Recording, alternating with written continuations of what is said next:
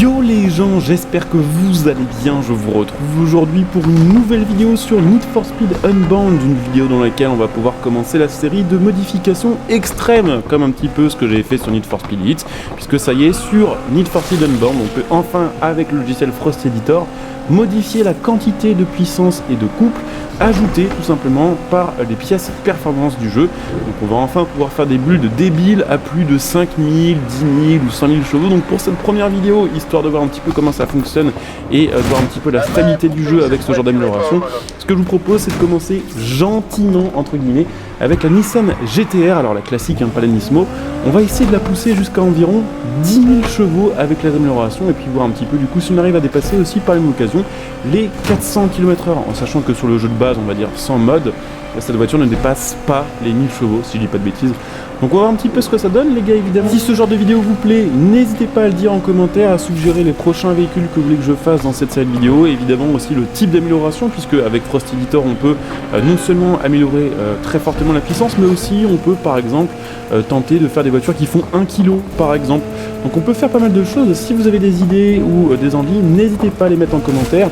Pensez évidemment à liker et à vous abonner pour les prochains contenus. Et puis n'hésitez pas aussi, pourquoi pas, à me rejoindre sur Twitter pour les news de jeux que je partage, puisque normalement très bientôt on va voir la première mise à jour de Need for Speed Unbound et on devrait pouvoir en parler bientôt. Donc si ça vous intéresse, n'hésitez pas à venir follow le Twitter de la chaîne via le lien que vous trouverez sous cette vidéo. Donc écoutez, c'est parti, on va commencer par aller regarder un petit peu les customisations de notre Nissan GT-R. On va évidemment prendre un petit peu de temps pour la customiser, pour on va dire changer un petit peu l'aspect esthétique de la voiture, et puis après évidemment je vous montrerai donc les améliorations spéciales, voilà, que je vous ai préparées pour cette petite vidéo. Évidemment je vous conseille pas de faire ce genre de modification en multijoueur, parce que sur ce Need for Speed Unbound, l'anti-cheat est beaucoup plus puissant que sur Need for Speed Heat. Effectivement sur le Heat on pouvait très facilement aller en multijoueur avec des voitures qui étaient ultra puissantes, ultra performantes. Voilà, sur celui-ci je vous conseille pas de le faire parce que le truc détecte instantanément, et de toute façon soit ça va bloquer votre lancement du jeu et vous pourrez pas jouer avec vos modifications par Frost Editor, soit vous allez vous faire bannir. Donc globalement je vous conseille pas de le faire en multijoueur. Voilà.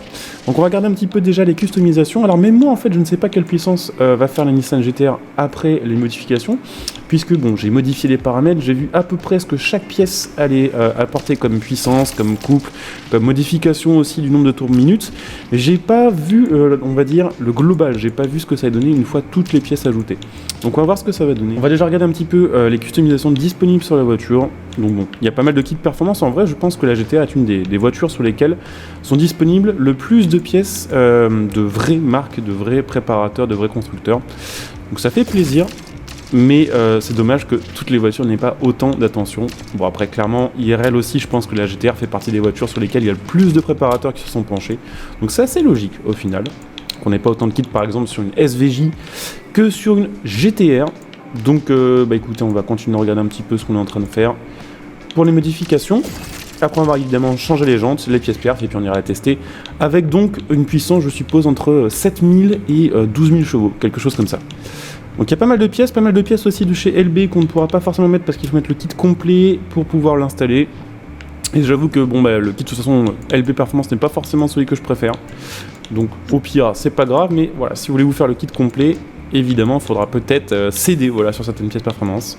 Ça c'est con, à chaque fois on voit les rivets, j'aime tellement pas ça sur les voitures modernes, sur les kits carrosserie modernes, il y a toujours les rivets apparents. Alors c'est un truc qui est un peu à la mode.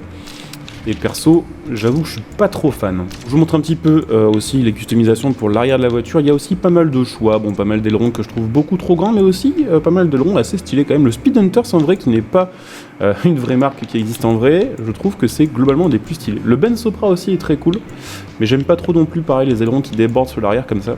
Le LB est sympa éventuellement, mais je pense qu'on va quand même partir sur le Speed Hunters. Et puis globalement, la voiture est presque finie d'être customisée. Qu'est-ce qu'il nous reste éventuellement à changer? Le diffuseur et les échappements. Mais ça, c'est pas forcément les modifications les plus visibles non plus. Quoique, en vrai, ça change quand même pas mal la ligne de la voiture. Si on la regarde en vue de 3K. Voilà, il n'y a pas de pièce officielle. Mais ça nous permet au moins de faire tout le tour de la voiture avec une espèce de ligne qui ressort légèrement de la voiture. Au moins, voilà, ça fait un peu plus constant. Et ça, c'est plutôt cool. Alors ça, par contre, c'est abusé. On va se mettre, je pense, là-dessus, sur le Speed Hunters. Là aussi, je crois que sur ce Need for Speed là, il n'y a aucun échappement qui vienne de préparateur officiel. Par contre, je crois que tous ne sont que des pièces inventées par Need for Speed. Donc je vais choper les jantes et puis on se retrouve tout de suite pour la partie amélioration des performances. Donc voici la bête, honnêtement je trouve qu'elle est assez sympathique, je trouve qu'elle est plus sympa que la customisation que j'avais fait à l'époque de Need for Speed Heat. On avait fait une custom sur la GTR, alors c'était peut-être la GTR d'avant, je ne sais plus s'ils ont modernisé ou pas la gamme des GTR sur celui-ci. En tout cas je la trouve assez sympa comme ça, avec une livrée évidemment que j'ai téléchargée. Je vous avoue que les stickers, j'ai un petit peu de mal sur Need for Speed, même si je pense honnêtement que l'éditeur de livret est beaucoup plus intéressant et beaucoup plus performant que celui de Need for Speed, de Forza Horizon. Je suis quand même plus habitué à celui de Forza Horizon, donc j'ai un petit peu de mal avec celui-ci.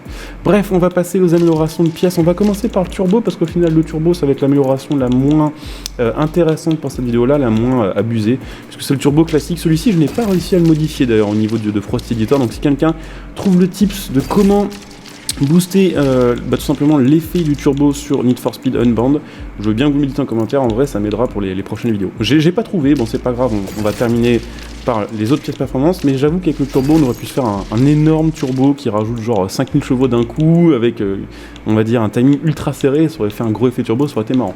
Mais bon, j'ai pas trouvé, c'est comme ça. On va quand même finir d'améliorer le reste de la voiture. Alors pour l'instant évidemment on a que 650 chevaux, c'est pas du tout la puissance que je vous en ai annoncé en début de vidéo, mais c'est parce que évidemment vous l'aurez compris, on n'a pas amélioré le reste des pièces performance. Alors de base on a quoi, une boîte 6, on va mettre une boîte 7, ce sera cool pour la VMAX, puisque là avec la puissance qu'on va avoir techniquement, 400 km/h ça devrait poser aucun souci. Alors après bon évidemment il y a la bride du jeu, ça j'en ai parlé dans une autre vidéo, le jeu bride quasiment toutes les voitures à 400 km/h, enfin à 395. Donc si jamais avec cette voiture là et la puissance qu'on a, on n'arrive pas à les atteindre, c'est vraiment que la bride est plus puissante que ce Need for Speed. Mais écoutez, c'est parti pour les vraies améliorations. Donc là on est déjà à 1815 chevaux avec juste le filtre modifié. Là on atteint 5000 chevaux. On est maintenant à 7000, je sais pas si on va atteindre les 10 000. Donc au final j'ai relancé le jeu, je vous ai fait un petit cut parce que je me suis rendu compte que j'avais pas assez amélioré les pièces d'amélioration, on arrivait seulement à 8500 chevaux. Là on va être entre 10 000 et 12 000, alors on pourrait aller jusqu'à 12 000, sauf que pour une raison je l'explique pas, si je vais jusqu'à 12 000 je perds 60 km/h en Vmax, alors que là si on reste à 10 000, on reste quand même aux alentours de 420 km/h. Donc on va la garder comme ça, de toute façon la différence entre 10 000 et 12 000 je pense pas qu'elle soit vraiment énorme. On testera évidemment d'autres bulles plus tard dans d'autres vidéos, on ira beaucoup plus que ça tout simplement. Je rappelle que sur Heat on avait fait une voiture qui allait à... On avait fait une Volvo qui prenait genre 1 milliard de chevaux. Donc on va voir ce que ça donne là, et puis écoutez, let's go. Alors évidemment quand vous modez les pièces sur le jeu, la physique ça devient un peu n'importe quoi. Ah le bruit. Ça va, c'est assez marrant. Voilà, du coup effectivement elle a pas mal de coups, donc elle va facilement en rupteur. C'est débile. Alors on va se faire évidemment de l'autoroute parce que là je pense que l'intérêt n'est pas forcément en virage. On va essayer de se faire une petite pointe, on va espérer évidemment dépasser les 400 km/h. Je vais essayer d'accélérer, on va dire un chouïa moins fort, parce que si on veut optimiser vraiment le truc, tout intérêt à pas tout le temps taper des rupteurs. Oh la vache. C'est complètement con. Allez, la barre des 400, non, c'est complètement abusé Need for Speed Unbound. Par contre l'accélération est évidemment broken. C'est marrant ça, jusqu'en 7ème vitesse, on a le jeu qui ne comprend pas ce qui se passe. Ça me paraît plus buggé quand même que sur Need for Speed Heat. Sur Heat on n'avait aucun souci à ce niveau là. On avait d'autres problèmes, mais par contre on arrivait à faire des voitures qui dépassaient les 500 avec le jeu un peu modé. Alors là un peu bizarre, on va essayer quand même de passer la barre des 395. On va essayer de trouver tout simplement des gens à qui prendre l'aspiration ou frôler tout simplement pour peut-être augmenter encore un peu. Hop. Alors c'est marrant, j'ai plus de Vmax en 6ème vitesse qu'en 7ème aussi. Alors c'est complètement buggé quand même, parce que honnêtement, encore une fois, via le système qui explique les performances et qui montre un peu les statistiques des voitures, on est censé prendre 440 km/h. J'ai même vu un moment dans les améliorations quand on est en train de booster des trucs, un 470 popé, mais je pense que même si on avait une limite à 470, jamais de la vie elle choperait 470 sur le jeu. C'est vraiment dommage cette bride, parce que le fait que toutes les voitures soient bridées à 395, peu importe les améliorations, peu importe au final leur origine, et peu importe leur aéro, je trouve ça vraiment très très con. Bon, encore sur une GTR je peux comprendre pourquoi pas, mais quand on voit par exemple la Bugatti Chiron qui est bloquée à 395 alors que full stock ça prend 420, franchement c'est emmerdant. On va tester avec la Nitro aussi. Hop, on va essayer. On va essayer de trouver le bon truc. Ah non, 395 c'est trop. Par contre la Nitro, la vache. La Nitro je crois qu'elle est aussi boostée, alors j'ai pas fait exprès, mais j'ai l'impression que la Nitro elle est complètement abusée là. Non, peut-être pas en fait, c'est peut-être parce qu'on a eu les Nitro jaunes. En tout cas, ouais, ça marche plutôt bien. C'est vrai que jusqu'au moment où j'ai testé, là, je savais pas forcément si Frost Editor allait bugger ou pas, je savais pas si le jeu resterait jouable. En vrai, ça va, hein. Je pense qu'au niveau de la physique, dans les virages et tout, ça reste à peu près jouable. Après, évidemment, encore une fois, si vous faites ça, faites-le genre pour votre kiff, vous le faites en solo, voilà, pour vous amuser un peu, pour voir la réaction des voitures. Et ne faites jamais ça en multijoueur, les gars, parce que si vous faites ça en multi, de toute façon, comme je vous le disais, vous allez être soit banni, soit de toute façon votre jeu ne marchera pas. Je crois que le jeu ne se lance même pas en multijoueur. Donc j'ai pas essayé parce que perso j'ai pas sauvegarde multi, je joue pas, voilà, mon équipe sur Need for Speed justement de faire des trucs un peu débiles comme ça. Et je vais pas le faire en multi tout simplement pour des raisons évidentes.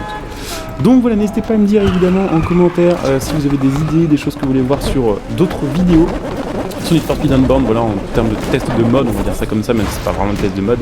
Voilà, évidemment on va essayer d'aller crescendo niveau puissance, on va essayer d'arriver sur le prochain épisode peut-être à 50 000. Et puis entre temps je vais essayer de fouiller un petit peu, voir si dans le Frost Editor il n'y a pas moyen quand même de enlever littéralement cette bride de vitesse qui est quand même assez emmerdante, il faut le dire.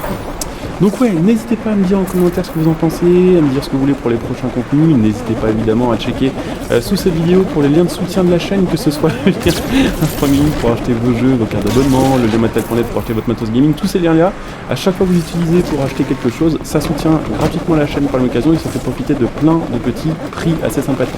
Donc n'hésitez pas à jeter un petit coup d'œil, n'hésitez pas aussi à venir follow la chaîne sur Twitch éventuellement hein, pour les prochains lives.